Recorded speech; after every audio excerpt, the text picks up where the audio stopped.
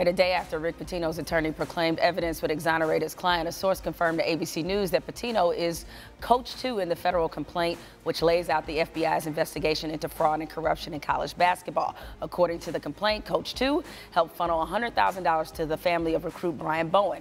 Now, the FBI's investigation has widened to Nike. Sources tell both ESPN and ABC News that the FBI has served a subpoena to Nike's grassroots basketball division, referred to as the Elite Youth Basketball League. Also, the House Energy and Commerce Committee has requested a briefing from the NCAA and any sports companies involved in this investigation. So clearly, as we knew from the beginning, that this is far from being over. A lot of people are looking at this as the thing that changes college basketball, that completely eradicates all of the underbelly of the corruption and clearly the second market economy that they've built. Do you see it the same way? Do you think this is a reckoning, a day of reckoning for college basketball? I'm hoping this is a watershed moment. There was nothing sad about the last couple of days. You know, chickens coming home to roost never made me sad. In fact, it only made me glad.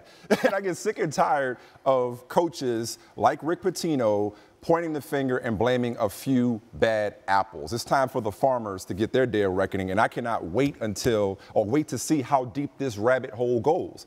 Let the whole thing come crumbling down, because you know, if you cannot make some omelets, how many food analogies can I squeeze in here? You cannot make some omelets without breaking some eggs. And the whole thing needs to be destroyed. I thought Jay Billis brought the heat on ESPN.com. I'm going to just read you one quote, but he talked about the fact that as long as there's this much money and the players aren't getting their fair share, this is what you get. He says the current NCAA system and rules are largely responsible for creating the underground black market economy for players. There are contradictions everywhere to the point of hypocrisy and business relationships with third parties that strain the imagination. So as long as these players are not getting to eat their fair slice of the pie and sit at the table with the coaches and the agents and the runners and the assistant coach. Matter of fact, Oklahoma State today, they fired associate head coach Lamont Evans. He was the highest paid assistant in the country at $600 grand a year. So as long as these players aren't getting to eat at the table, there's going to be this under the table dealings. So I'm here for it. Let it all come down.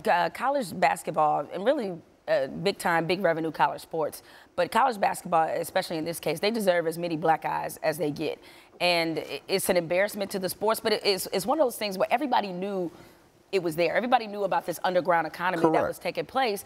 But if it takes this scale of an investigation, if it takes the government being involved to finally correct it, then so be it. I'm hoping that not only is this a day of reckoning for college basketball, but I'm hoping this is the fall of the sham that is amateurism in sports. It's all been fraudulent. Yeah, it has been.